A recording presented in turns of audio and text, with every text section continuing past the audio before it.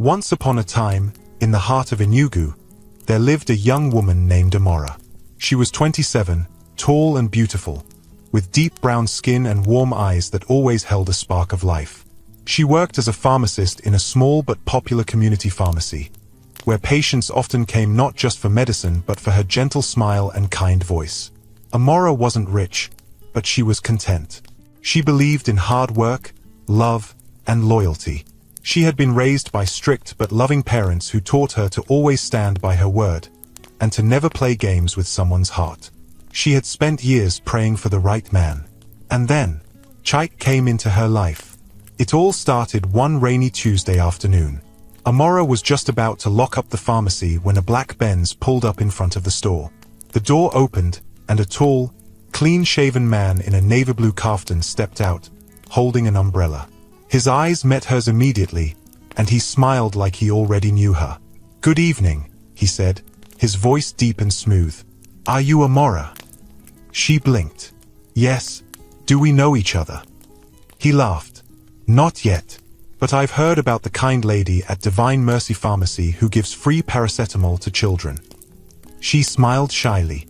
"I don't usually give it for free, only when they really need it and can't pay." "That's what I heard," he replied. "And that's why I came. I wanted to meet the woman with the softest heart in town." Amora laughed. "That's a strange reason to visit a pharmacy." He shrugged. "Maybe I came to heal a different kind of sickness." That was how it began. Chike quickly became everything Amora had ever dreamed of. He was romantic without being too forward. He texted her good morning and good night every day.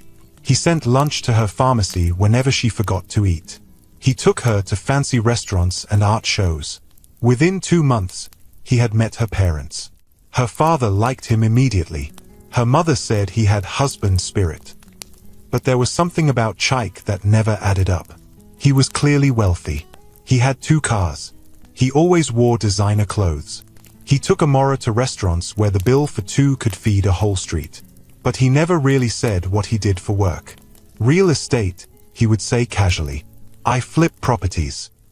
Amora would nod, but inside, she wondered, how many properties can a man flip in just 3 months and still spend this much? One afternoon, while they sat at the rooftop of a new lounge in town, she asked again, "Chike, what exactly do you do? I mean, really?" He smiled, leaned back in his chair, and said, "I told you. Real estate, consultancy. I have some silent partners." "Are you the silent one or the noisy one?" she teased. He laughed. "Does it matter? You're enjoying the results, aren't you?" She chuckled, but something inside her stayed unsettled. She wasn't asking because of the money. She just wanted to know the full truth about the man she was falling in love with. Still, Chike made her feel safe and loved. When he proposed on her birthday, in front of friends and family, with a band playing her favorite song and fireworks lighting up the sky, she said yes. She cried into his shoulder that night, saying, "I never thought I'd find someone like you." Chike kissed her forehead and whispered, "And I'll never give you a reason to regret it." The wedding preparations began like a dream. Chike insisted on paying for everything. "Your family won't spend 1 naira, he told her firmly. "You've done enough. Just relax and enjoy your day." He booked the most expensive hall in the city, complete with a glass aisle, chandelier lights, and gold-plated chairs. He brought a wedding planner from Abuja who spoke too fast and used words like floral theme moodboard and customized stage drapery. Amora tried to keep up, but every time she looked at the growing list of things being bought, champagne fountains, LED screen backdrops, imported wedding cake, she asked, "Chike, are you sure we need all this?" He would just hold her hand and say, "You only get married once. Let's do it right." She smiled, touched by his excitement. Still, something felt too fast, too showy. One night, Amora's best friend Adiz came to her room, frowning. "Babe, I'm not saying you shouldn't enjoy," Adiz said. "But don't you think this guy is trying too hard to impress? I mean, who is this wedding for? You or Instagram?" Amora sighed. "I've asked him many times. He says he just wants me to be happy." "And are you happy?" I think I am. She paused. I just wish I understood him more. Adiz hugged her. Then trust your gut, Amora. Don't let the glitter blind you. 2 days before the wedding, something happened that changed everything. Chaik called her and said he would be staying at Crystal River Hotel for the night. He said it was to settle the vendors and get his head in the zone. Amora, being the kind of person she was, decided to surprise him with a gift. It was a box of gold-plated cufflinks shaped like tiny hearts, with C&A engraved on them. She had been saving for it for weeks. She even bought a handwritten card that said, "Forever starts now. I love you." She arrived at the hotel just before 9:30 p.m. The receptionist smiled at her. "Oh, you're here for Mr. Chaik? Room 407. "Thank you," she replied. She stepped into the elevator, heart fluttering with excitement. She imagined the look on his face when he saw her. But as she stepped out of the elevator and turned the corner, she stopped. Chaik's voice. Laughter. Coming from room 405. She frowned. Wasn't he in 407? Curious, she moved closer. The door was not fully shut, just slightly open. She heard a woman's voice. Rich, full, older. "You've done well, my love," the woman said. She looked sweet and simple. "Nobody will ever suspect you belong to me." Amora's breath caught in her throat. Then Chaik's voice came. "That's the whole point. I marry her. Everyone sees me as a clean man. No more rumors. You and I can finally be free." "You better make it work," the woman said, laughing softly. "You are my best investment." "I won't disappoint you," he replied. Amora staggered backward like someone had slapped her. She didn't need to see their faces. She knew that voice. That woman was Mama Bisi, a wealthy, well-known widow in town. Everyone knew her, and everyone had whispered once or twice about her and younger men. But Amora never imagined, never believed. Her hands shook. She looked at the cufflink box. It suddenly felt like a joke. She turned and walked out of the hotel quietly. No tears, no screaming, no throwing the box at the door. Just silence. Because in that moment, a different part of her heart woke up. A voice in her head whispered, "Don't cry. Don't beg. Don't walk away yet. Let him stand before your family, your guests, your God, and then let the world watch him fall." Amora clutched the gift tightly and walked back into the night. The bride everyone thought was lucky had just discovered the truth. And now, she was going to write her own ending. The night air outside the hotel was heavy and warm. Amora stepped out, walking like someone in a daze. She didn't even realize she had walked past the security man who had greeted her earlier. Her hands were still holding the gift box. The ribbon hung loosely from it now, swinging with every step. She reached the parking lot and leaned on the bonnet of her car. Her breathing was shallow. Her chest felt tight. She wasn't crying. Not yet. The tears sat behind her eyes, but they couldn't fall. Not now. She looked down at the cufflink box and opened it slowly. 2 golden hearts stared back at her. A gift for a man who had just called another woman his real love. She whispered to herself, "You said you'd never give me a reason to regret saying yes." Her hands closed into fists. She wanted to scream, to throw the box into the road and watch it disappear under a speeding car. But she didn't. Instead, she climbed into the driver's seat and shut the door gently. She sat there, staring through the windshield. Then, she turned off her car's interior lights, so no one would notice her. And she waited. Minutes passed. Then about 30 minutes. At 10:42 p.m., the hotel door opened.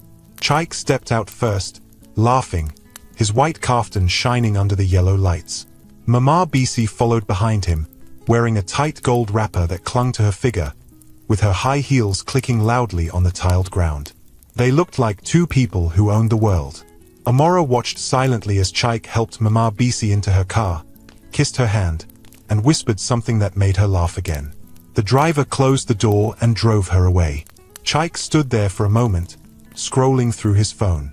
Then he went back inside. Amora didn't move. She sat in that car till almost midnight, thinking. Everything inside her felt like broken glass. The man she thought loved her had been lying from the beginning, and the woman she had once respected from a distance was part of it. But the pain slowly changed into something else. Clarity. Amora whispered, "You want to play with me? You think I'm just a name on your guest list? A doll to wear a white dress and smile?" She took in a deep breath and wiped her eyes. "No problem, Chaik. We'll still have that wedding. But it won't end the way you think." The next morning, Amora stood in front of the mirror, brushing her hair slowly. Her mother walked in carrying a small basket of eggs and bread. "Amora, you've not eaten since yesterday. Is everything okay?" "I'm fine, Mama," she said calmly. "Just tired. I couldn't sleep well." That's normal. It's wedding tension," her mother replied, dropping the basket. "But don't let it spoil your joy. God has blessed you. A man like Chaik doesn't come around every day." Amora smiled faintly. "Yes, Mama. God has really blessed me." Her mother kissed her forehead and walked out of the room. Amora turned back to the mirror. She didn't see a bride anymore. She saw a woman on a mission. Later that afternoon, she called her best friend Adiz. "Can you meet me at the cafe near the bookshop? I need to talk." Adiz arrived 30 minutes later, dressed in jeans and a t-shirt, holding a bottle of cold Zobo. "You scared me with that call," Adiz said, sitting opposite her. "What happened?" Amora looked at her for a long time, then leaned forward. "I went to surprise Chaik last night." Adiz's eyes widened. "And?" "I caught him with Mama BC." There was a pause. Then Adiz blinked twice. "Sorry, what?" "I caught them together," Amora said again. "Not by accident. I stood outside their hotel room and heard them talking. He called her his real love. She told him to marry me so that people will stop suspecting. I'm the cover-up." Adiz's mouth opened but no words came out. "They've been using me, Adiz. I'm the decoy, the mask for their dirty secret." "Oh my God." Amora nodded. "Yes, God is watching. But so am I." "What did you do?" "Nothing." "What do you mean nothing?" "I didn't confront him. I didn't say a word. I just walked away." Adiz stared at her in disbelief. "Why? Why didn't you slap him or something?" Amora looked into her friend's eyes. "Because I want him to suffer. Not just quietly. I want the entire city to watch." Adiz leaned back slowly. "Oh wow. I'm not canceling the wedding," Amora continued. "Let him wear his agbada and dance. Let him stand at the altar. Then I will give him the gift he truly deserves." Adiz blinked. "Are you sure you want to go through with this? Like, seriously?" "I'm not joking, Adiz. I need your help." "Say the word." Amora brought out her phone and placed it on the table. "We need to change the guest list." The following day, Amora met with the wedding planner. "Please," she said politely, "I need a front row seat reserved for someone very special." The planner smiled. "Is it for your grandmother?" "No. It's for Mema BC. Label it special guest, MB, and make sure it's in clear view of the stage." The planner looked confused. "Do you want her to be close to the bridal table?" "Yes," Amora said with a tight smile. "Very close." That evening, Chaik called. "Hey baby," he said. "I've missed you all day." "I've been busy with family," Amora replied. Her voice was calm, steady. You sound tired." "I am." "Well, 2 more days and we'll be husband and wife. Are you excited?" Amora smiled to herself. "More than you can imagine. I can't wait to see you walk down the aisle." Amora closed her eyes. "I can't wait for that moment either, Chaik." He laughed gently. "All right, love. I have to run. I'm meeting a decorator tonight." "Okay, take care." "You too. I love you." She paused for a second. "I know." Then she ended the call. The day before the wedding came fast. The compound was filled with music, decorations, laughter, and noise. Relatives flew in from Port Harcourt, Lagos, and even Ghana. The village elders were already singing her praises. The bride who landed the perfect man. Everywhere Amora turned, people were hugging her, blessing her, telling her how lucky she was. She smiled through it all. Inside her room, she sat on the edge of her bed, scrolling through her notes. She had prepared everything. Mama BC had been invited. The videographer had been told to record every second. Her speech was written, memoized. Now she just needed to stand there and deliver it. That night, Adiz came into the room. "Are you ready?" "I've never been more ready," Amora said softly. Adiz sat beside her. "I still can't believe you kept it together all this time." Amora's face tightened. "That's the thing with betrayal. It either breaks you or sharpens you." Adiz nodded. "He deserves what's coming." "I'm not doing it just for me," Amora said. "I'm doing it for every woman who was used and discarded. For every girl who thought she was special only to find out she was just a tool." Silence filled the room. Then Amora whispered, "Let the world watch. And let the world never forget."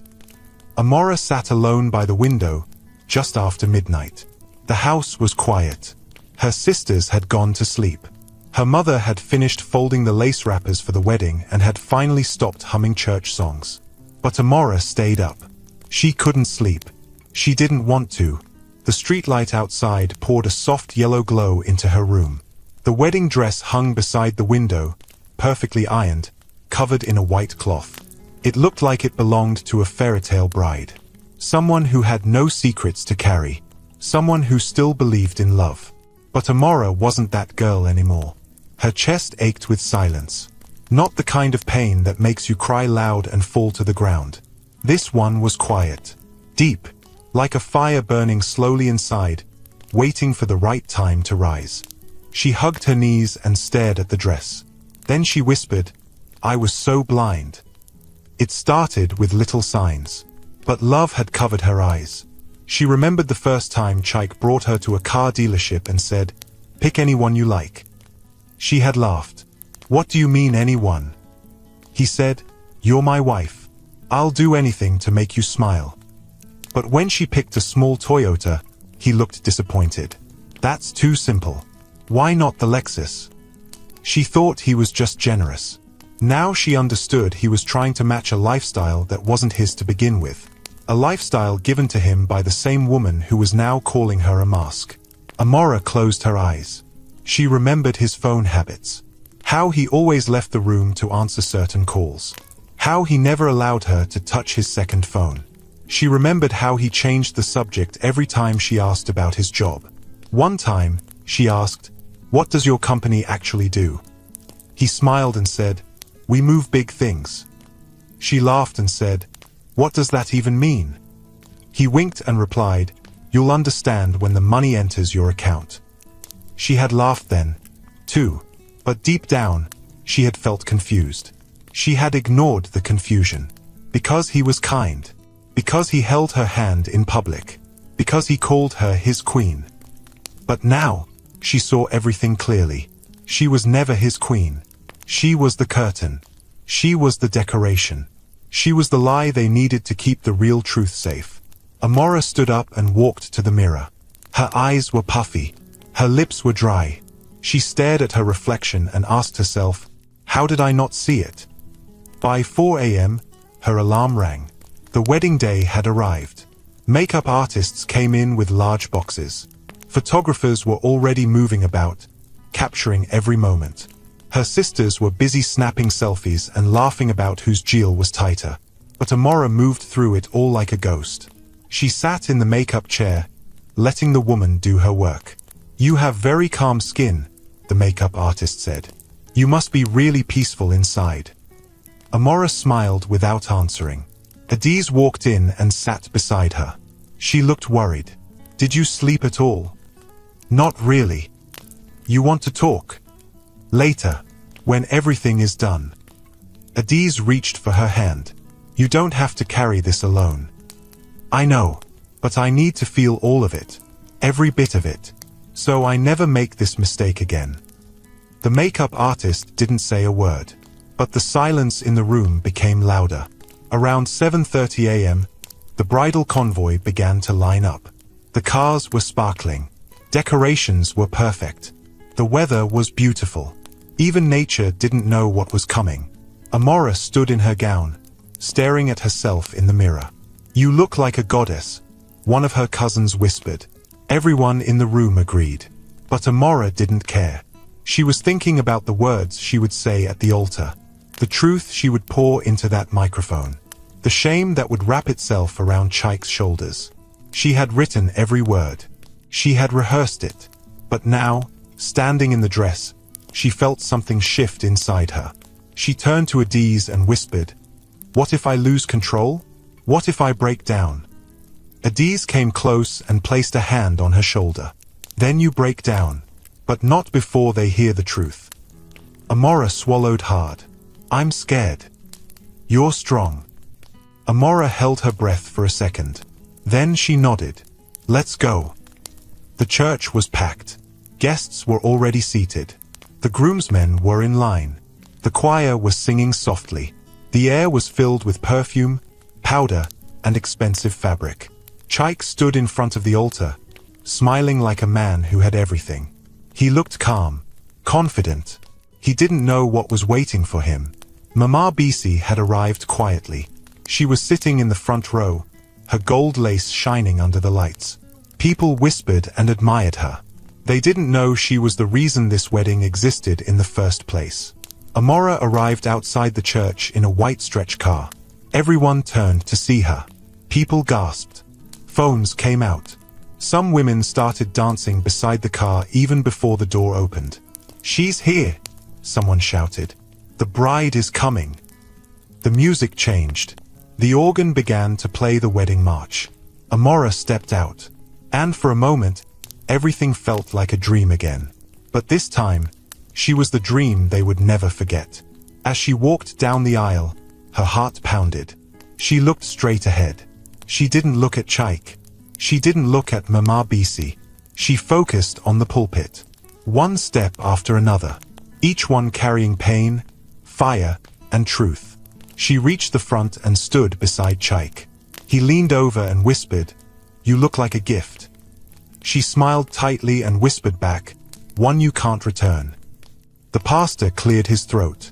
"Dearly beloved, we are gathered here today to witness the joining of this man and this woman." Amora's mind drifted for a second. She imagined herself screaming, throwing her shoe at him, crying in front of the crowd. But she came back to reality. She knew what she had to do. "Before we proceed," the pastor said, "do we have the rings?" The best man nodded and stepped forward. Chaik collected the ring. His hands were steady. "Chaik," the pastor said, "do you take Amora to be your lawfully wedded wife, to love and to cherish, in sickness and in health, for as long as you both shall live?" Chaik turned to her and smiled. "I do." Amora felt her stomach twist. "Now, Amora." But she raised her hand gently. "Sorry, sir. Before I say anything." The hall went silent. "I'd like to say a few words." The pastor looked surprised but nodded. "Go ahead." Amora turned to face the guests. She saw her parents, her sisters, her friends. She saw Mama Bisi's proud smile. She saw Chaik's calm face. She took the microphone. She held it tight. And she spoke. But that part was not meant for this chapter. That part would come when the storm hit. For now, as she stood there, microphone in hand, her heart felt broken. But her voice was whole. The microphone felt heavy in Amora's hand. Heavier than she expected. Her palms were sweating. Her chest rose and fell slowly. Yet her face stayed calm. She stood at the altar, her white gown glowing under the lights. Her veil slightly pushed back. Her eyes scanned the faces in front of her. She saw guests smiling, expecting a sweet bride's speech. She saw phones raised, ready to record what they thought would be a romantic moment. She saw Chaik, standing beside her, grinning proudly like a man who believed he had one. And then, just beyond him, Mama Bisi, sitting in the front row. legs crossed, lips painted red, dressed in shimmering lace that sparkled like gold dust. She looked untouchable, but not for long. Amora took a deep breath and raised the mic. "I know this isn't the usual time for a bride to speak," she began, her voice steady. "But before I make any vows, there's something I need to say." Whispers rippled through the crowd. Chaik turned slightly, looking confused. "What are you doing?" he whispered. She ignored him. She looked at her mother and father. They were sitting up straight now, eyes alert. She looked back at the guests. "For the past few months," she said slowly, "I've been preparing for this wedding with all my heart. I thought I was marrying the man of my dreams. A man I believed God sent to me." Chaik gave a nervous laugh. "Baby, we can talk after. Give me the mic." He tried to touch her arm, but she pulled away gently. "Let me finish," she said, not taking her eyes off the crowd. The silence in the church was sharp. Even the choir master froze. "I believed this man, Chaik, chose me because he loved me. I believed he worked hard. I believed everything about him." She paused. Her voice remained clear. "But 3 nights ago, I found out the truth." A few people gasped. "I went to his hotel. I wanted to surprise him. I came with a gift. But instead, I got a surprise of my own." Chaik's eyes widened. "Amora, stop this now," he said through clenched teeth. She turned to him for the first time, her voice still calm. "Do you want to tell them who was in that room with you? Or should I?" His mouth opened, but nothing came out. Then she turned back to the guests. "I saw him with someone. A woman. An older woman. Laughing. Touching. Planning. They didn't know I was listening."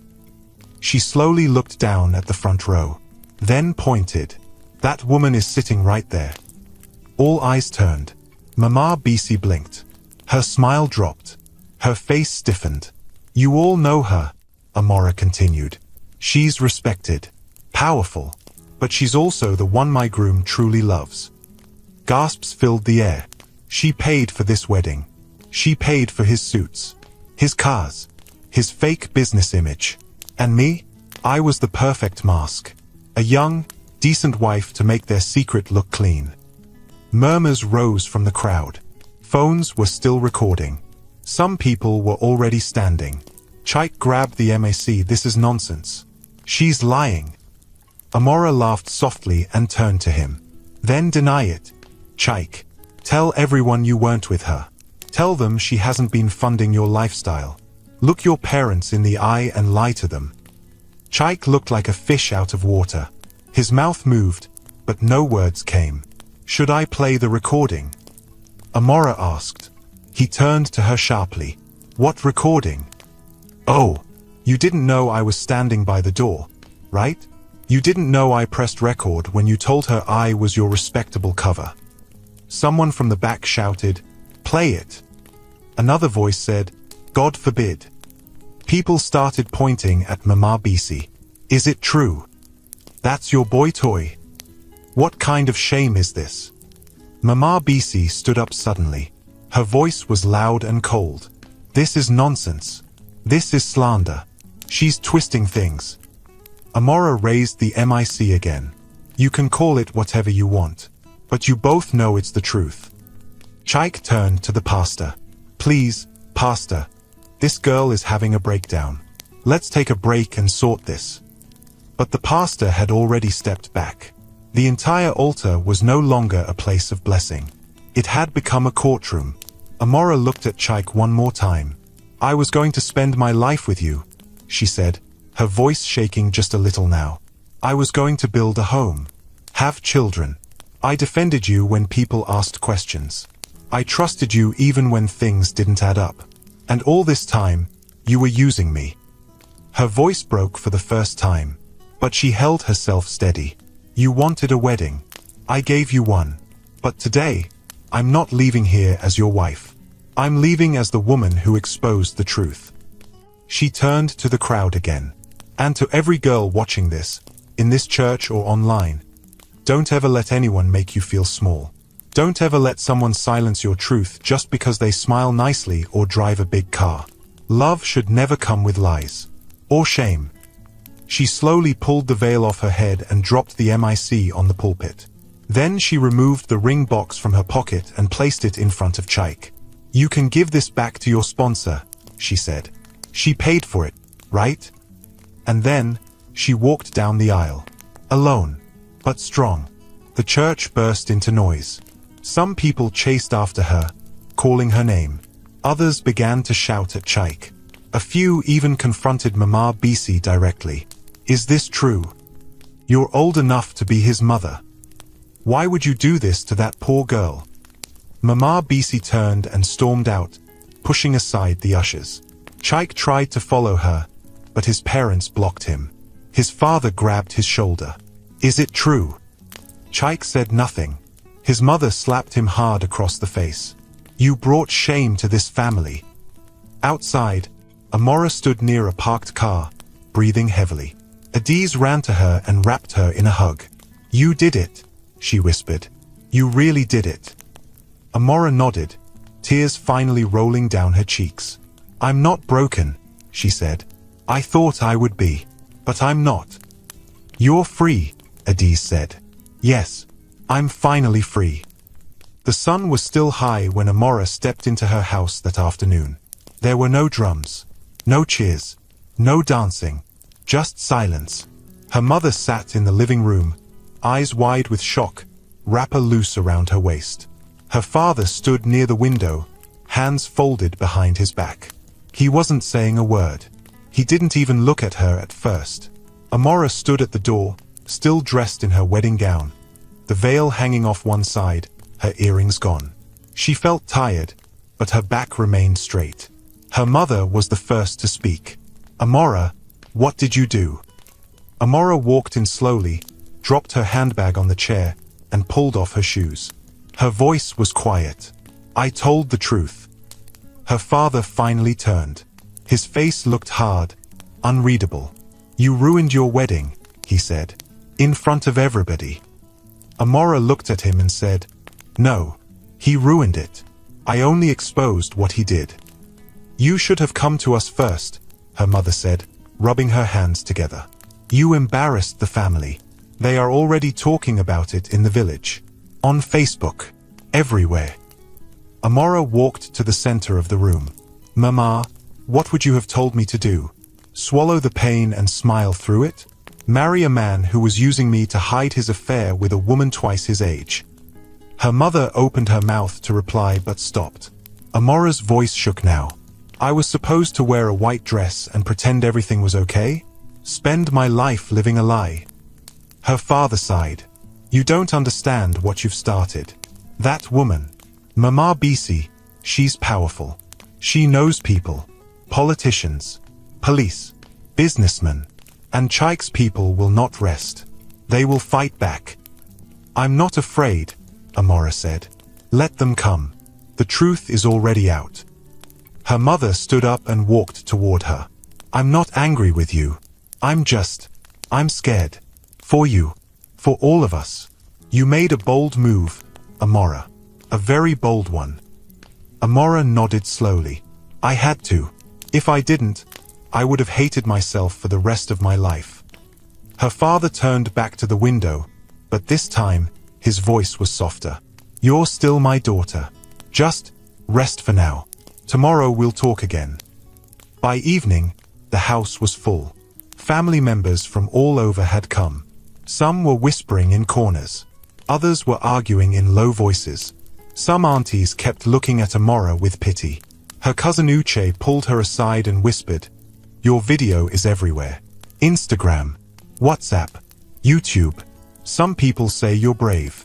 Others say you disgraced womanhood. Amora smiled bitterly. Let them say what they like. They weren't the ones being lied to. Adiz came shortly after. She carried 2 nylon bags filled with jollof rice and drinks. You need to eat, she said. Amora took 1 bag and sat with her friend on the stairs. For a while, they ate quietly. Then Adiz broke the silence. Do you regret it? Amora shook her head. No, but I'm scared. Of what? What comes next? Adiz wiped her lips. Well, whatever comes, you won't face it alone. They sat there for a long time, watching the moon rise above the rooftops. The next morning, Amora's phone wouldn't stop buzzing. She turned it on and found hundreds of messages. Some were from strangers. You're my hero. I wish I had your courage. You saved yourself. Others were hateful. Shame on you. You should have stayed silent. Men will fear women more now because of you. There were even fake accounts using her name, pretending to be her. She put the phone down and covered her face with her hands. Then a message popped up that made her stop breathing for a second. From Chaik. You think you've won? You don't know who you're messing with. This isn't over. She stared at the message for a long time. Then she locked the phone. Later that day, she went to visit a cafe near her pharmacy. She just needed to breathe. Think. Feel like herself again. She wore a plain black gown and a headscarf, hoping no one would recognize her. But as she stepped inside, a woman stood up and clapped. You are that girl. The one that spoke her truth. Others looked up and started murmuring. Is it really her? She's the wedding girl. Wow, she's brave. A man walked over and offered to pay for her drink. People need to hear more stories like yours, he said. Amora smiled awkwardly. She didn't want attention. She just wanted peace. But peace was still far away. By the third day, something unexpected happened. She got a letter. It was delivered to her pharmacy, in a white envelope with gold edges. No stamp, no name, just her name in bold black ink. Amora. She opened it carefully. Inside was a card. Expensive cardstock. Cream-colored. Gold embossed. The message was short. You started something. Now finish it. Join us. We're watching. The truth needs a voice. There was no signature. No contact number. Just a symbol at the bottom. A small eye inside a circle. Amora frowned. What is this? She whispered. She turned the card over. Nothing else. She placed it back inside the envelope and tucked it into her bag. That night, she told Adiz. This card came today. I don't know who sent it. Adiz examined it closely. It's fancy. Must be from someone rich. But what do they mean join us? Join who? I don't know, but this symbol looks familiar. Adiz pulled out her phone and began searching. A few minutes later, she showed Amora an article. It was about a group of women called the Second Circle. A quiet but powerful group of women across the country who helped victims of betrayal, abuse, and injustice expose the truth and take back their lives. Amora read every word, her heart beating faster. These women use media, law, and influence to fight back. They are silent, but their actions are loud. At the end of the article was the same symbol from the card. The eye in a circle. Amora leaned back. Do you think they saw the video? They must have. What do I do? Adiz shrugged. They said join us. Maybe this is just the beginning. Amora looked down at the card again. For the first time in days, she smiled, not out of pain, but out of power. By the weekend, Chaik's name was everywhere. A small blog wrote about his secret life. A woman came forward claiming he had scammed her before. Another said he used to beg her for money years ago, pretending to be broke. Mama BC released a statement through her PR team. I was only supporting a promising young man in business. I had no idea about the wedding arrangements. But nobody believed her. Comments flooded her page. So you sponsor men now? Is that why your last husband left? The truth is chasing you fast. The scandal spread like wildfire. Chaik deleted all his social media pages. But Amora? She stayed silent. She didn't respond, didn't post, didn't explain anything. She let the silence speak for her. One night, Adiz asked her, what if they want you to do more? Amora looked at the card again. Then maybe it's time I stopped being quiet. What are you thinking? I'm thinking the world is full of women like me. Quiet. Used. thrown aside. And maybe it's time we stop just surviving and start fighting. Adiz smiled. That's the Amora I know. A few days later, a second card came. This time, it had a different message. You were not just a bride. You were a mirror. And now, others are seeing themselves. Let's talk. This one had a phone number. Amora held the card in her hand. She looked at Adiz. Adiz nodded. Call them. So Amora picked up her phone and dialed. Amora stared at the number for a long time. It was written in clean black ink under the strange symbol. A simple I inside a circle. She could feel her heart beating hard in her chest as she held the phone. Adiz sat beside her, watching quietly. What if it's a scam? Amora asked in a low voice. Then we'll block the number and move on, Adiz replied calmly. But what if it's not? Amora nodded slowly. What if it's something real? She closed her eyes, took a deep breath, and pressed the call button. The phone rang twice. Then a woman picked up. Her voice was soft, calm, and deep. Amora. Amora froze. How do you know it's me? The woman gave a small laugh. You're not hard to recognize. You made the whole country pause for 5 minutes. Welcome. Amora swallowed. Who are you? We are a circle, the woman said. We find the ones who were silenced and give them their voice back. You didn't just speak. You made people listen. And now, many are listening to you. I didn't do it to start a movement, Amora said quickly. I just wanted to speak my truth. Exactly, the woman replied. And that's why you're perfect. You didn't do it for fame. You did it because you couldn't take it anymore. There was a pause. Would you like to meet us? Amora hesitated. Wait. We'll send you the location. It's safe. Private. No one will know. The call ended before Amora could say another word. She looked at Adiz. Adiz raised her eyebrows. This is starting to sound like a spy movie. Tell me about it, Amora whispered. That evening, Amora received a text. Tomorrow, 4 p.m. no makeup, no camera, just you. The address is below. It was a quiet street on the edge of town, a place she didn't know well. She showed the message to Adiz. I'm coming with you, Adiz said quickly. Amora shook her head. They said just me. I don't care. I'll wait in the car if I have to. Amora smiled. Fine, but if they try to kidnap me, call the army. Adiz laughed. Deal. The next day at exactly 4 p.m., Amora arrived.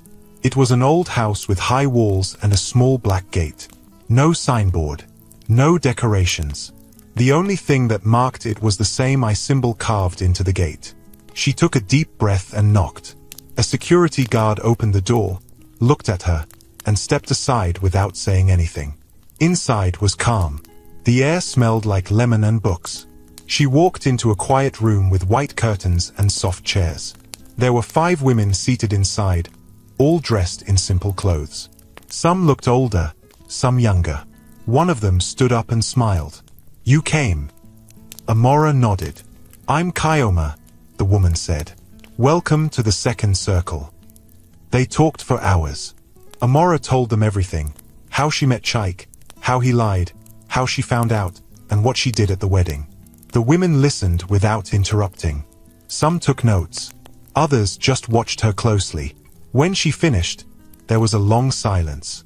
Then one of them said, Do you know how many women live in your story but never get the chance to speak? Amora looked down. I didn't plan any of this. And that's why it matters, Kyoma said. People listen to those who speak from real pain. Another woman spoke. We're not trying to make you famous, Amora. We want to give you tools, protection, support. You've already started the movement. We just want to help you grow it.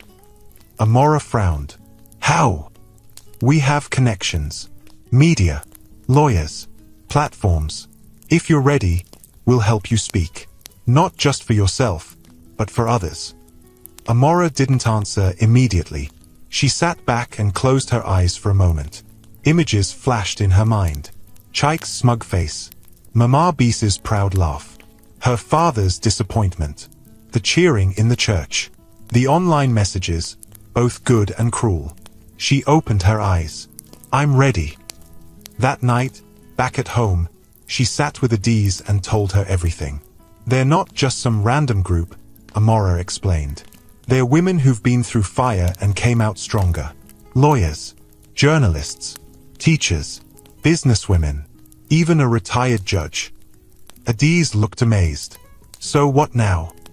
They want to teach me how to speak, how to use media, how to stay safe. They said, this isn't just about me anymore. Adiz leaned forward. But are you sure you want this? More cameras? More people talking? Amora nodded slowly. If I don't speak now, I'll regret it forever. Adiz smiled. Then I'm with you. Till the end. In the days that followed, Amora began her journey. She took classes online, how to speak clearly, how to handle interviews, how to stay calm when attacked. She met with other women from the group, women with stories even worse than hers. There was Halima, a woman whose husband sold her father's land without telling her. There was Ezin, a teacher who exposed her boss's harassment and was fired for it. There was Amina, who married a pastor only to find out he had 2 secret families. Each story opened Amora's eyes more. She wasn't alone. And that made her stronger. One day, she received a call from a popular talk show. They wanted her on air. They offered money, fame, exposure. But she turned them down. Not yet. She wasn't doing this for lights and applause. She wanted something deeper. And then, the idea came. She sat up in her bed one night and whispered to herself, what if we create something of our own? The next morning, she met with Kyoma. I want to start a project, Amora said. A space where women can share their stories. Not for clout, not for pity, but to be free. Kyoma smiled. We've been waiting for you to say that. And so, the Wedding March was born. Not a podcast, not a gossip blog. A quiet but strong online page where women shared their stories, anonymously or openly. Stories of betrayal. Stories of lies. Stories of bravery. And each story ended with one line. She walked away. Not in shame, but in strength. The page grew fast. In 1 week, it had 10,000 followers. In 2 weeks, 40,000. By the end of the month, women were reaching out from different countries. Some just wanted to say thank you. Others wanted to tell their own stories. And Amora? She stayed in the middle of it all. Calm, brave, real. One afternoon, while having tea with Adiz, her friend asked, do you ever think about Chaik now? Amora paused. Sometimes. Do you miss him? No. Do you hate him? She thought for a moment. No, she said quietly. I don't hate him. I feel sorry for him. He had the chance to love someone real, but he chose money. And secrets. Adiz shook her head. He must be hiding in shame. He should be, Amora said. But knowing him, he's probably planning his next move. Adiz looked serious. You don't think he'll try to hurt you, do you? Amora smiled. I'm not that easy to break anymore. And she was right. Because somewhere, even in the shadows, Chaik was watching. And he was angry. It started with a message. A single message that appeared under one of the stories shared on the Wedding March page. She ruined a man's life just to trend. She'll pay. Amora read it quietly. She had seen a lot of hate messages since her story went viral, but this one felt different. It didn't feel like a stranger typing from a phone. It felt personal. It felt close. She took a screenshot and sent it to Kyoma. 5 minutes later, Kyoma replied, ignore it. Don't answer. But keep everything. We're tracking. Amora nodded, even though she was alone. That evening, she locked all her doors and windows. She double-checked her front gate. She even turned off the lights in her bedroom so that no one could see inside. Her heart didn't race, but something inside her had gone quiet. A silence that felt like waiting. The next day, Adiz came over. I saw the message, she said. Do you think it's Chaik? Amora nodded slowly. It sounds like him.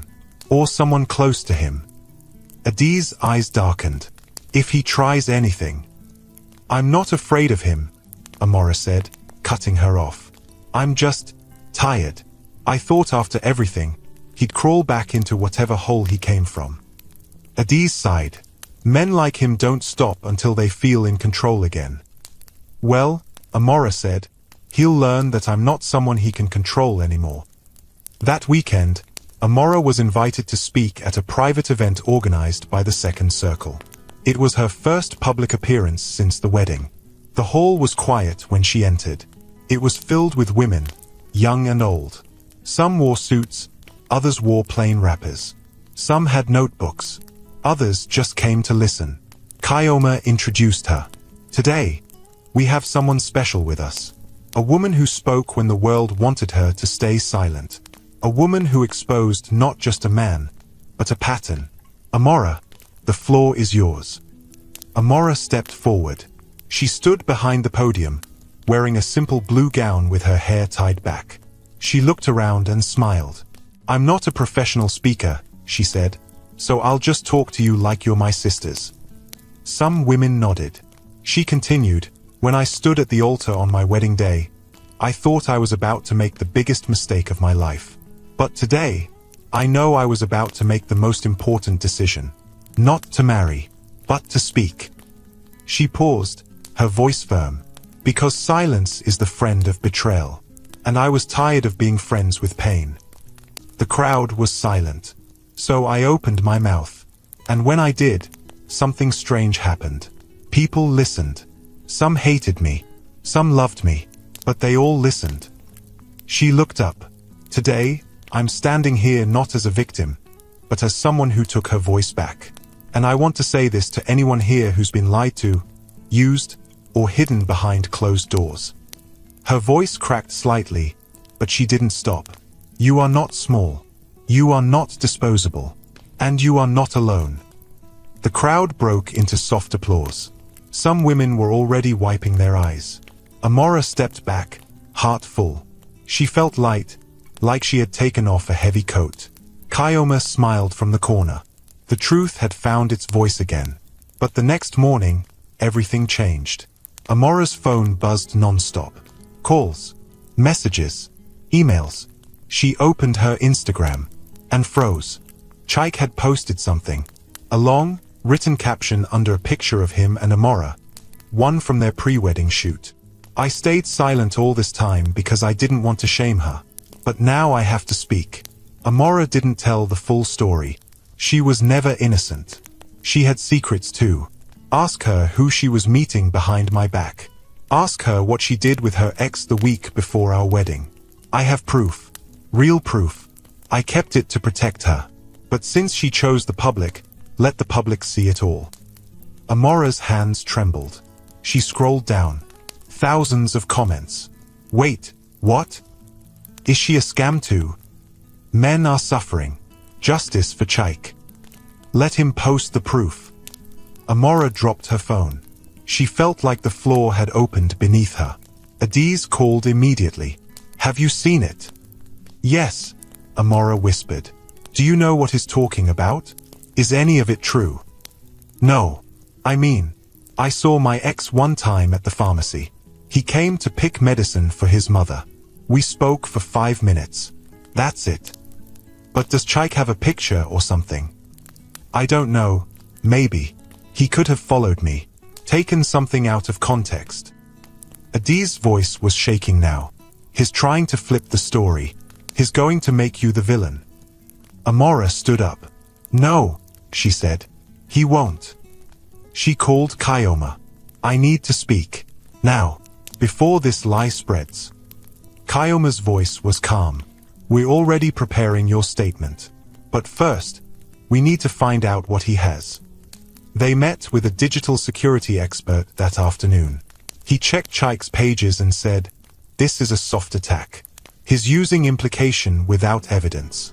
Classic gaslighting. If he had real proof, he would have posted it. So what do I do? Amora asked. You tell the truth again, Kyoma said, loudly, clearly, and with power. That night, Amora made a video. She sat on her bed. No makeup, just her raw face. She looked into the camera and spoke slowly. I never wanted to be here again, explaining myself. But I won't stay silent when lies are being used to cover the truth. She took a breath. Yes, I saw my ex a few days before the wedding. At work. In public. For 5 minutes. That's it. No affair. No meeting behind anyone's back. Just medicine. That's all. Her voice got stronger. But even if I had a past, it still doesn't excuse what Chaik did. This is not about me. This is about how a man used a woman as a cover for a secret relationship. And now that the truth is out, he's trying to spin the story. She paused and leaned forward. I'm not perfect, but I'm not a liar, and I will not let my story be stolen. She ended the video. It was posted that same night, and by morning, it had gone viral again. People responded fast.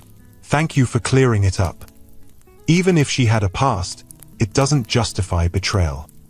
She stayed calm. He's just angry he got caught. The tide turned again. Chaik's plan failed. He tried to reply with vague screenshots and blurry images. But they were weak. No proof. Just shadows. He deleted his post. And for the first time, he stayed quiet. Amora sat on her balcony that evening, watching the sunset. Adiz joined her with a bottle of juice. You survived, she said. Amora smiled. I'm tired. I know. But I'm stronger than I thought. Yes, you are. They sat in silence for a while. Then Adiz said, Do you still think about what you almost became? Amora looked at her. A wife with no truth. Yeah. Amora leaned her head back. I think about it every day. And every day, I thank God I found the courage to walk away. Adiz smiled. Your vow wasn't to a man. It was to yourself. Amora nodded. And I'm still keeping it. 2 months had passed since the wedding that never happened. Amora was no longer the bride everyone pitied. She was no longer the woman in the viral video with a microphone in her hand and pain in her voice. She had become something more. She had become a movement. The wedding march had grown into a community. Every week, women sent in their stories. Every week, Amora shared them, some with names, most without. She didn't want fame. She wanted truth. And with every story shared, another woman found her voice.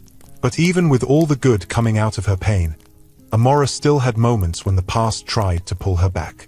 Some nights, she would lie awake in bed, remembering Chaik's face at the altar. That confused, guilty smile. That stupid confidence in his eyes. Other nights, she would hear her mother's voice in her head, whispering, You could have just married and fixed it inside the house. But deep down, she knew she did the right thing. She didn't need to fix anything. She wasn't broken. She was just free. One Saturday morning, Amora received an invitation. It was from a popular women's conference in Lagos.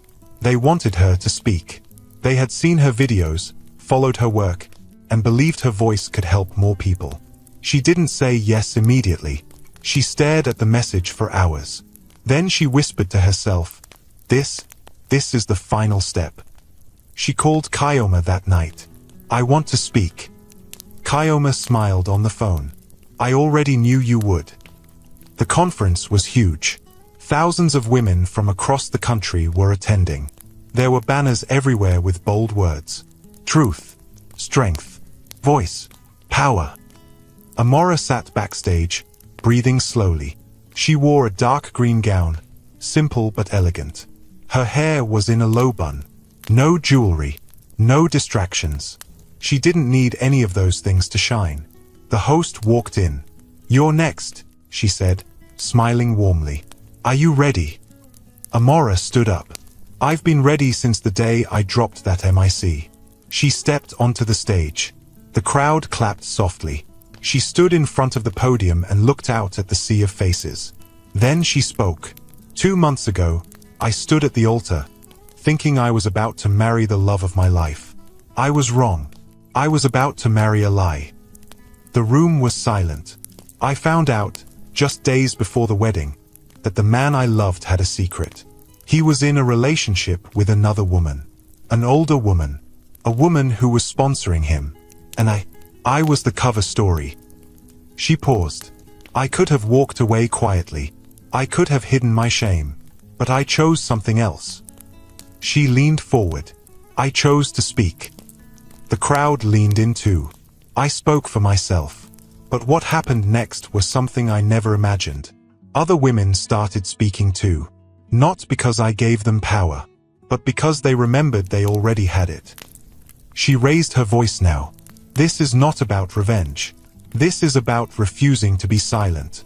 This is about refusing to live in shame that was never ours to carry. People started clapping. This is about walking away, not in weakness, but in strength. The clapping grew louder. This is the wedding march, but not the kind that ends in rings and photos. This is the march of every woman who chooses truth over fear. The entire room stood up. People were cheering now. Some were crying. And Amora? She smiled. She didn't cry. She didn't shake. She stood strong. Because this time, she wasn't carrying pain. She was carrying power. Later that evening, Amora sat in her hotel room, exhausted but happy. Her phone buzzed. It was a message from an unknown number. She opened it carefully. I saw your speech. I should have known you were more dangerous with truth than I ever was with lies. Enjoy the spotlight. I'm done fighting you. Chike. Amora stared at the message. Then she deleted it. She didn't even bother replying. Chike was no longer a chapter in her life. He was a footnote. The next day, while walking through the hotel lobby, a young girl approached her. She was about 16. Slim. Dark-skinned. Shy. Excuse me, the girl said, looking down. Yes. You're Amora, right? Amora smiled. Yes, I am. I just wanted to say, thank you. Amora tilted her head. For what? For showing me that I don't have to stay quiet when people hurt me. Amora's eyes softened. What's your name? Chisholm. Amora reached out and held her hand. Chisholm, I want you to promise me something. The girl nodded. Promise me you'll always speak your truth. Even if your voice shakes. Even if nobody claps. Promise me you won't let the world silence you. Chisholm smiled. I promise. Amora gave her a hug. That moment meant more than the whole conference. Because truth had started a fire. And the fire was spreading. Back in Enugu, Amora returned to her normal life. She resumed her job at the pharmacy. She walked the same streets. She greeted her neighbors like before. But something had changed. People looked at her with respect now. With admiration. Even those who had judged her at first were now silent when she passed. They didn't clap. They didn't cheer. But they stepped aside. Because truth clears a path no lies can block. One afternoon, she visited the church where her wedding almost happened. The hall was empty. The chairs were arranged neatly. The pulpit stood quiet. She walked down the aisle slowly. She remembered the music. The flowers. The way people clapped when she entered in her dress. She stood in the same spot where she had held the microphone. And whispered, "Thank you." Not to the church. Not to the crowd. But to herself. For not backing down. For walking away. For choosing her own ending. Later that evening, she sat with the D's outside her house. They drank cold malt and watched kids playing in the street. So, Adiz said, "What's next?" Amora smiled. "Peace. No more drama. No more drama. Love. Maybe someday. But for now." Amora leaned back. "For now, I'm just living." They both laughed. Adiz raised her bottle. To peace. Amora raised hers too. To power. And just like that, the bride who walked away became the woman the world couldn't ignore. She didn't burn everything down. She just lit one small fire of truth. And watched it shine.